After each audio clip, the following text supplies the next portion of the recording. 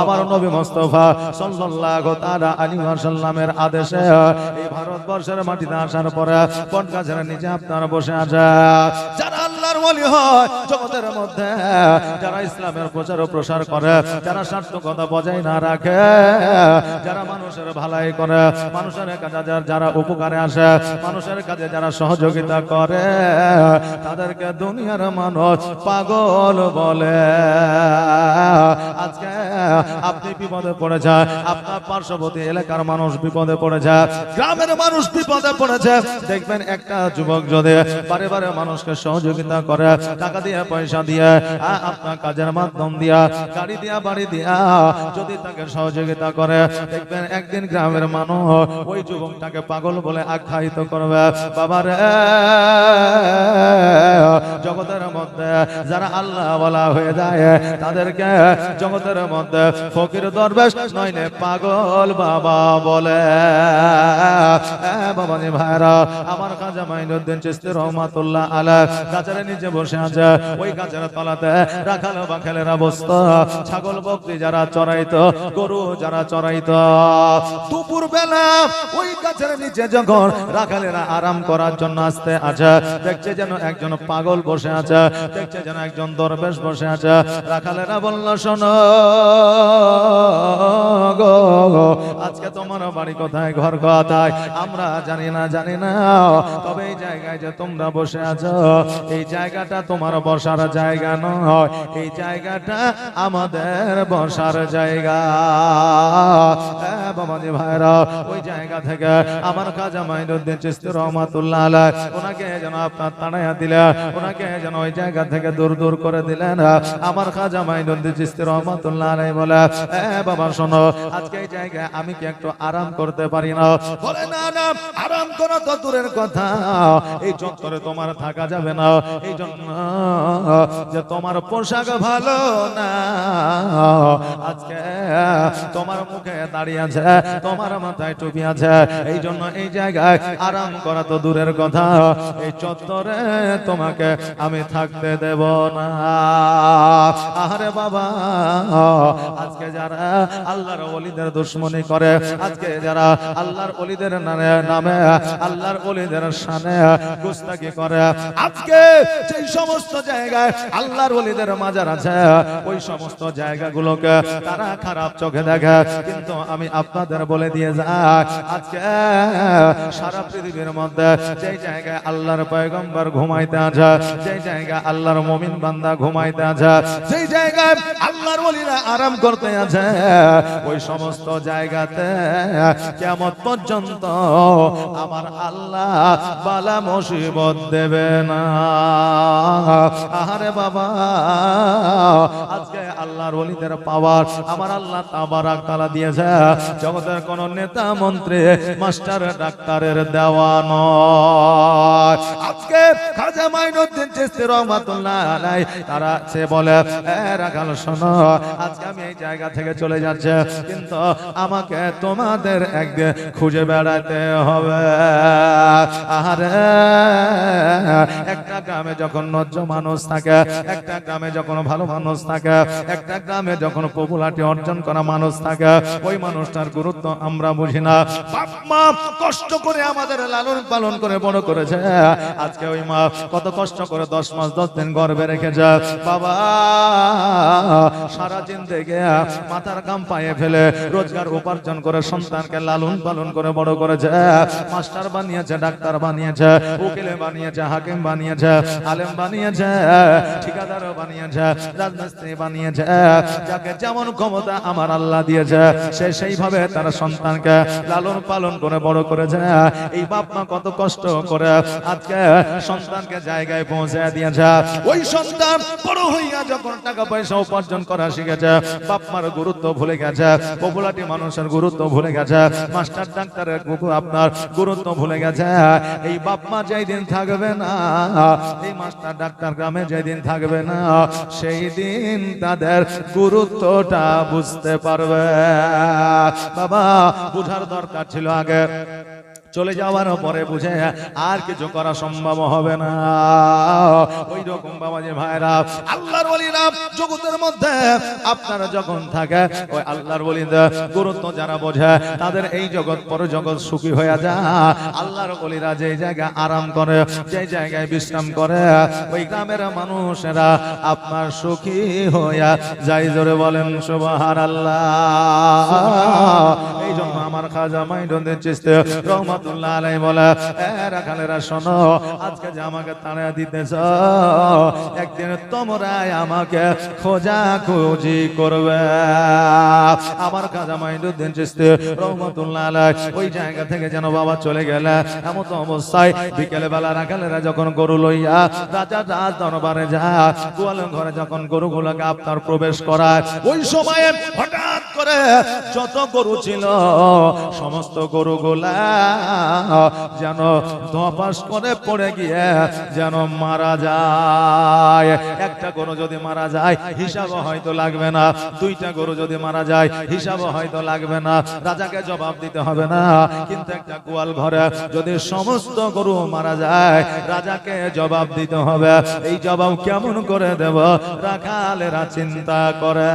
বাবা আজকে দেশের সরকারে যদি আপনি কাজ করেন, সরকারি যদি স্টাফ হয়ে যান, সরকারি বাসের যদি কন্ট্রাক্টর হন, সরকারি বাসের যদি আপনি ড্রাইভার হন, আপনি যাকে থেকে অ্যাক্সিডেন্ট করে চলে যাবেন আপনাকে জবাব দিতে হবে না এটা নয়। যদি বাসের কোনো ক্ষতি হয়ে যায়, যদি আপনার পথের পথিকের যদি কোনো ক্ষতি হয়ে যায়, ওই বাস কন্ট্রাক্টর বাসওয়ালাকে ড্রাইভারকে জবাব সরকারকে কিন্তু দিতে হয়। রাখালেরা চিন্তা করে, হাই রে কেমন করে আমাদের রাজাদের আমরা জবাব দেব? কারণ একটা নয় দুইটা নয় শত শত গরু মারা গেছে। এর মারা যাওয়ার কারণ হইল একটা, যে দরবেশকে আমরা গাছের নিচে দেখেছিলাম আমরা তাড়িয়ে দিয়েছিলাম, ওই দরবেশকে তাড়িয়ে দেওয়ার কারণে আমাদের সমস্ত গরুগুলা মারা গেছে। এবার রাজার কাছে গেল, রাজাকে যাইয়া বলল, আমাদের বাদশা রাজা মশাই আমাদের সমস্ত গরুগুলা মারা গেছে। বলে কেমন করে মারা গেল? বলে একজন রাখা আমাদের একজন দরবেশকে তাড়িয়ে দিয়েছিল, আমরা যে গাছের নিচে আরাম করতাম ওই গাছের নিচে বসা ছিল, আমরা তাকে অপমান অপদস্থ করে তাড়িয়ে দিয়েছিল। আর ওই রাখা যখন বাবা তাকে তাড়িয়ে দিয়েছিল তখন ওই ফকির দরবেশ বলেছিল একদিন আমাকে খুঁজতে হবে। ওগো রাজা, ওগো আমাদের বাদশাহ, আজকে সমস্ত গরুগুলাকে যদি জিন্দা করতে পারে তবে ওই ফকির দরবেশ হয়তো পারবে। বলে ফকির দরবেশ এই এলাকাতে আছে, এই শহরে আছে, ওই ফকির দরবেশকে তোমরা দেখেছো? বলে হ্যাঁ। বলে ওই ফকির দরবেশকে তোমরা খুঁজে নিয়ে আসো। এবার বাবা খাজা মাইনুদ্দিন চিশতি রহমাতুল্লাহ আলাইহি খুঁজে খুঁজে যেন বার করে রাজ দরবারে হাজির করে দিয়েছে। এবার রাজা বলে, ফকির দরবেশ শোনো রে, আজকে তোমার কারণে আমার গরুগুলা মারা গেছে। আজকে এতগুলো গরু যদি মারা যায় আমার রাজত্বের বড় ক্ষতি হয়ে যাবে। দরবেশ আজকে এই গরুগুলাকে তুমি চিন্তা করে দাও। আমার খাজা মাইনুদ্দিন চিশতি রহমাতুল্লাহ আলাইহি বলে, ওগো রাজা শোনো, আজকে এই গরুগুলাকে আমি জিন্দা করে দিতে পারি, কিন্তু আমি যে গাছের নিচে বসেছিলাম ওই গাছের নিচে আমাকে একটা খানকা বানায়া দিতে হবে। আহারে আজকে মাজারে, আজকে গ্রামে গঞ্জে এখানে ওখানে বহু জায়গায় খানকা হয়, কিন্তু আগের আমলে খানকা থেকে ইসলামের প্রচার ও প্রসার হইতো। আর এখন বর্তমানে 98টা খানকা ইসলামের প্রচার ও প্রসার হয় না, জিকির আজগার হয় না। এই বর্তমানে 100টা খানকার মধ্যে 98টা খানকাতে গাঁজা খাবার প্রচার ও প্রসার হয়। তাদের গাঁজার টান দেখলে বাবা মাথা খারাপ হয়ে যাবে। আর এই মৌলবীরা গাঁজা খাওয়ার বিরুদ্ধে কথা বলে বলে আজকে গাঁজা খোরেরা আলেমদের বিরুদ্ধে কথা বলে। হয়তো বাবা শুনতে আপনাকে খারাপ লাগবে, কিন্তু আপনাকে একটা কথা বলে দিয়ে যায়, ইসলাম কখনো কোনো নেশাকে আপনার প্রাধান্য দেয় না, শরীয়ত কখনো কোনো নেশাকে প্রাধান্য দেয় না। আমার রাসূল বলে দিয়ে যায়, আমার উম্মত উম্মতিরা, আজকে বিড়ি খাও না কেন, পান খাও না কেন, গুল মাজো না কেন, মদ্যপান করো না কেন, যেটাই নেশা করো না কেন, তোমার যে নেশাতে ক্ষতি করবে ওই নেশাটা তোমার জন্য হারাম হয়ে যাবে। জোরে বলেন সুবহানাল্লাহ। বাবাজি ভাইরা, আমার মায়েরা, এই জন্য শরীয়তে প্রাধান্য কোন নেশাকেই দেয় না। আপনি খাচ্ছেন জোর করে, এটা আপনার ব্যক্তিগত ব্যাপার, কিন্তু আপনি খাচ্ছেন বলে বলবেন শরীয়তে প্রাধান্য দিয়েছে, এটা কোনো কথা সত্য নয়। বাবাজি ভাইরা, আপনাদেরকে বলে দিয়ে যা, আজকে খাজা মাইনুদ্দিন চিশতি রহমাতুল্লাহ আলাইহি সর্বপ্রথম ভারতবর্ষে খানকা বানিয়েছিলেন, আর ওই খানকা থেকে ইসলামের প্রচার করেছিলেন। আর আজকে বর্তমানে আমাদের খানকাগুলোতে ঢোল তাবলা বাজানো হয়, যেটা শরীয়তে পুরোপুরি ভাবে নিষিদ্ধ করে দেওয়া হয়েছে। বাবারে, আজকে কোন ইতিহাসের পাতায় লিখে দেখাতে পারবে না, ইতিহাসের পাতায় কেউ প্রমাণ করে দিতে পারবে না, ইতিহাসের পাতাতে কোন রাবী বর্ণনা করে না পৃথিবীর মধ্যে যারা আল্লাহর নৈকট্য লাভ করে আল্লাহর ওলি হয়েছে, তারা কোনদিনও খানকাতে ঢোল বাজনা বাজিয়েছে, কেউ প্রমাণ করে দিতে পারবে না। আর আজকে যে ঘটনা আপনাদের কাছে তুলে ধরতে আছে, আজকে ভারতবর্ষে আল্লাহর ওলিদের ঐতিহ্য কত আছে আপনাদেরকে জানিয়ে দিতে যায়। ভারতবর্ষে আল্লাহর ওলিদের প্রাধান্য কত আছে এটা আপনাদেরকে বুঝিয়ে দিতে যায়। এটা বাবা শুধুমাত্র ইসলামিক ইতিহাস নয়, এই যে ঘটনা আমি বলতে আছি এটা ভারতীয় ইতিহাসের মধ্যেও পাওয়া যায়। দেখতে সিনিয়র মাদ্রাসায় এই ঘটনায় ইতিহাস আছে, জুনিয়র মাদ্রাসায় এই ইতিহাস এই ঘটনা আপনার আছে, অনেক স্কুল কলেজে আমার খাজা মাইনুদ্দিন চিশতি রহমাতুল্লাহ আলাইহির ঘটনাকে তুলে ধরা হয়েছে। জোরে বলেন সুবহানাল্লাহ। আমার খাজা মাইনুদ্দিন চিশতি রহমাতুল্লাহ আলাইহি বলল, ওই জায়গাতে আমার খানকা যদি মানে দাও, আমি গরুগুলাকে জিন্দা করে দেব। আরে আজকে পৃথিবীর মধ্যে অনেক মানুষ আছে যারা বলে থাকে জিন্দাকে মুর্দাকে একমাত্র আল্লাহ জিন্দা করতে পারে, আল্লাহ যদি না চায় পৃথিবীর কেউ জিন্দা করতে পারে না। বাবা, আল্লাহ একমাত্র ক্ষমতা, আল্লাহ মুর্দাকে জিন্দা করে, কিন্তু কারো ওসিলায় আমার আল্লাহ জিন্দা করে, এইটা কি তুমি জানো না? বাবাজি ভাইরা, আমার বড় পীর আব্দুল কাদের জিলানী ও গিলানী রহমাতুল্লাহ আলাইহি আব্বা জানের সঙ্গে বাবা গিয়েছিলেন মসজিদে নামাজ পড়ার জন্য।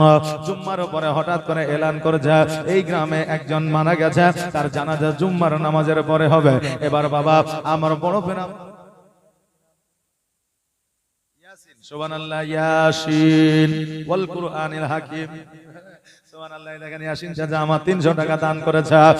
বাবা ঘটনা শুনে যান। আমার বড় পীর আব্দুল কাদের জিলানী ও গিলানী রাহমাতুল্লাহ আলাইহি যখন শুনলেন কেউ একজন মারা গেছে আর তার জুম্মার নামাজের পরে জানাজা হবে, এখন সর্বপ্রথম আমার বড় পীর আব্দুল কাদের জিলানী ওই মুর্দার বাড়িতে হাজির হয়েছে। দেখবেন বাবা, গ্রামে গঞ্জে যদি কেউ মারা যায় আর মাইকে যদি এলানো হয়ে যায়, কেউ যাক আর না যাক, আমার মা বোনেরা অবশ্যই মুর্দার বাড়িতে যাবে। বাবা যাইতে হবে, কারণ হলো মুর্দার বাড়িতে যাওয়ার জন্য বলা হয়েছে তার আপনার ফ্যামিলিকে, তার সংসারকে সমবেদনা দিতে বলা হয়েছে, তার জানাজায় শামিল হতে বলেছে, তার দোয়ায় শামিল হতে বলেছে। এটা ঠিকই, কিন্তু বর্তমানে আমার মা বোনেরা মুর্দার বাড়িতে যাওয়ার পরে দোয়া করে না, কালেমা পড়ে না, মুর্দা বাড়িতে যাওয়ার পরে তার জন্য কোন রকমের কোরআন তেলাওয়াত করে না। মুর্দার বাড়িতে যাওয়ার পরে কে বেশি কান্না করেছে তাকে দেখা, কে তাকে নিয়ে সমালোচনা করেছে সে জায়গায় বসে সারা দিন কাটাইয়া দেবে। আর বাড়িতে আসার পরে বলবে আরে তার বিটিটা খুব কাঁদছিল, তার বড় পাটা খুব কাঁদছিল, কিন্তু একবারও বলে না তাকে আল্লাহ তাবারাক তাআলা জান্নাতবাসী করুক, এই দোয়া করে এসেছি, এখনো দোয়া করছি, এই কথা বলে না। যেই কথায় কাজ হবে না সেই কথা আমার মা বোনেরা বলে। এই জন্য আমার মা বোনেদের বলে দিয়ে যায়, আপনারা মুর্দার বাড়িতে যাবেন, কিন্তু যদি আপনার সম্বলে থাকে, যদি কোরআন তেলাওয়াত করতে জানে, একটু কোরআন তেলাওয়াত করবেন। যদি আপনার কালেমা মুখস্থ থাকে, সেই জায়গায় 5 কালেমা পড়বে। জোরে পড়ার দরকার নাই, মনে মনে পড়বে, এক জায়গায় বসে বসে পড়বে। আপনি মনে মনে পড়বেন, আমার আল্লাহ আপনার অন্তরের খবর জানবে। জোরে বলেন সুবহানাল্লাহ। বাবানি ভাইরা, আমার বড় পীর আব্দুল কাদের জিলানী যখন ওই মুর্দার বাড়িতে পৌঁছে গেল, লক্ষ্য করে দেখছে যেন একটা 6 বছরের বাচ্চা কান্নাকাটি করে। আমার বড় পীর আব্দুল কাদের জিলানী ওই বাচ্চাটার কাছে পৌঁছালে, আমার বড় পীর আব্দুল কাদের জিলানী সেই সময় কিন্তু বড় মানুষ ছিলেন না, ওনারও বয়স 6 বছর ছিল। ওই 6 বছরের বাচ্চার কাছে যাইয়া বলে, তুমি কান্না করো কেন? বলে, আমার আব্বা মারা গেছে, আজকে আমার আব্বা ছাড়া জগতে কেউ না, আমার মা নাই, আমার দাদু নাই, আমার দাদি নাই, আমার নানা নাই, আমার নানি নাই, আমার চাচা নাই, আমার ফুফু নাই, আমাকে দেখার মতো কেউ নাই গো। আমার আব্বা একমাত্র আমার লালন পালন কর্তা ছিল, আজকে আব্বা ইন্তেকাল করেছে, আমাকে দেখার মতো জগতে আর কেউ নাই। বাড়ির পাশে বাবার কবর, তবু দেখা হয় না। বাবা আমার ভুলে গেলে ভোলা তো যায় না। আহারে, কতজনের আব্বা অন্ধকার কবরে শুয়ে আছে, আল্লাহ কিয়ামত পর্যন্ত তাদেরকে ঘুমা পাড়িয়ে দিয়েছে। আর আজকে ওই আব্বা জানের কথা মোরা ভুলতে পারি না। আজকে আমার বড় পীর আব্দুল কাদের জিলানী ও গিলানী রহমাতুল্লাহ আলাইহি বলে, এ বাচ্চা শোনো, তোমার কান্নাটা বন্ধ করো। বাচ্চা বলে, আমার কান্না বন্ধ হয় না। আমার বড় পীর আব্দুল কাদের জিলানী ও গিলানী রহমাতুল্লাহ আলাইহি বলতেন যে, শোনো, আজকে তোমার আব্বাকে যদি আমি জিন্দা করে দিই, তুমি কি কান্নাটা বন্ধ করবা? তোমার কান্না আমার সহ্য হয় না। আল্লাহর ওলির পাওয়ার কতটা, ক্ষমতা কতটা একবার দেখা। বাচ্চা বলতে আছে, এমন পৃথিবীর মধ্যে কোন সন্তান আছে তার আব্বা জিন্দা হবে আর তার সন্তান কান্না করবে? আমার আব্বা যদি জিন্দা হয়ে যায়, আমি কান্না বন্ধ করে দেব। আমার বড় পীর আব্দুল কাদের জিলানী বলে, কান্নাটা বন্ধ করে দাও, তোমার আব্বা জিন্দা হবে, এটা আমার উপর আস্থা রাখতে পারো। এবার ওই মুর্দাকে গোসল বানায়া, কাফন পরাইয়া বাবা জানাজার ময়দানে নিয়ে যাওয়া হলো। এবার জানাজা পড়াইবে হযরত মুসা সলে জঙ্গে। এই মুসা আসলে জঙ্গে আমার বড় পীর আব্দুল কাদের জিলানীর আব্বা জান ছিলেন। আমার বড় পীর আব্দুল কাদের জিলানী বলে, আব্বা গো, আজকে যে মুর্দার জানাজা পড়াইতে যাইতে আছেন, এই জানাজা আপনি পড়াবেন না, এই যুবককে আপনি জিন্দা করে দেন। মুসা আসলে জঙ্গে বলতেছে, তুই পাগল হয়ে যাও নাকি? মুর্দাকে জিন্দা করা যায় নাকি? একমাত্র আল্লাহ ছাড়া কেউ জিন্দা করতে পারে না। আমার বড় পীর আব্দুল কাদের জিলানী বলতে আছে, আব্বা গো, আপনি যদি চিন্তা না করতে পারেন, আপনি আমার দায়িত্বে ছেড়ে দেন, আমি জিন্দা করে দিব। একবার জোরে বলেন সুবহানাল্লাহ। আমার হযরত মুসা আসলে সঙ্গে বলতেছে, বেটারে, যদি এটাই তোমার দ্বারা সম্ভব হয়, তবে তুমি জিন্দা করে দেখাও। আমার বড় পীর আব্দুল কাদের জিলানী ও গিলানী রহমাতুল্লাহ আলাইহি সঙ্গে সঙ্গে আল্লাহর দরবারে দোয়া করলেন, আল্লাহ গো, আজকে বাচ্চাটা তার আব্বার জন্য অঝর নয়নে কান্না করতে আসা, আমি বড় পীর সহ্য করতে পারি না। আমি ওই বাচ্চাটাকে কথা দিয়ে ফেলেছি, তার আব্বাকে জিন্দা বানিয়ে দেব। আল্লাহ গো, আপনি দয়া করে এই যুবকের শরীরে তুমি হায়াত ফিরিয়ে দাও, তার শরীরে তুমি প্রাণটাকে ফিরিয়ে দাও। আমার আল্লাহ বলে, এই ইসরাইল, দেরি নয়, দেরি নয়, জলদি করে যাও। আর আমার বড় পীর আব্দুল কাদের জিলানী যেটা চাইছে সেটা করে দাও। কেন না, কেন না, আজকে বড় পীর আব্দুল কাদের জিলানী ও গিলানী রহমাতুল্লাহ আলাইহি যদি জালালি মেজাজ চলে আসে, তবে একটা মুর্দা বান্দার কারণে আব্বাল থেকে এতদিন পর্যন্ত যত মুর্দা মানুষ কবরে শায়িত আছে, প্রত্যেককে আমাকে জিন্দা বানায়া দিতে হবে। জোরে বলেন সুবহানাল্লাহ। আরে আল্লাহর ওলিদেরকে আপনার কমা মনে করিয়েন না। আল্লাহর ওলিরা সবাই বাবা দরবেশ হয় না, আল্লাহর ওলিরা সবাই বাবা দুনিয়াবি পীর হয় না। অনেকে আল্লাহর নৈকট্য লাভ করে আজকে জগতের মধ্যে ইসলামের প্রচার ও প্রসার করতে আছে। আজকে জগতের মধ্যে আল্লাহ ওয়ালা যদি না থাকে রে, তবে জগৎ আপনার স্থায়ী থাকবে না। বাবাজি ভাইরা, আমার মায়েরা, আমার বড় পীর আব্দুল কাদের জিলানী ও গিলানী রহমাতুল্লাহ আলাইহিরা দুয়ার বা দাওলাতে আমার বড় পীর আব্দুল কাদের জিলানী ওসিলা ওই মুর্দা ব্যক্তিকে আমার আল্লাহ জিন্দা বানায়া আদিল। জোরে বলেন সুবহানাল্লাহ। বাবাজি ভাইরা, আজকে জগতের মধ্যে যদি আল্লাহর ওলির এত পাওয়ার হয়, জগতের মধ্যে যদি আল্লাহর ওলির এত ক্ষমতা হয়, আমার নবীর পাওয়ার কত ছিল? জোরে বলেন সুবহানাল্লাহ। জগতের মধ্যে আল্লাহর নৈকট্য লাভ তখনই করতে পারবে যখন আমার নবীকে মহব্বত করতে পারবে, তখনই আল্লাহর ওলি হইতে পারবে।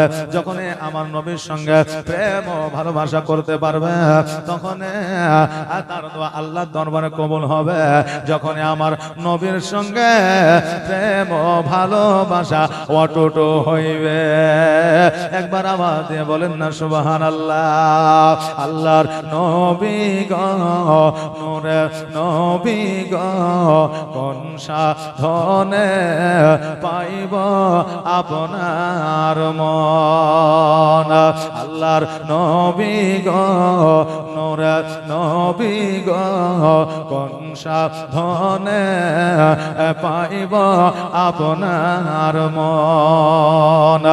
আর পাইলে আপনার দর্শন ধন্য হইবে আমার জীবন।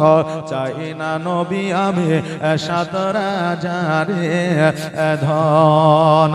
আল্লাহর নবী গো, নূরের নবী গো, কোন সাধনে পাইব আপনার মন। আর পিতা আপনার আবদুল্লাহ, মাতা আপনার আমিনা, দুধমা আপনার দাইমা হালিমা।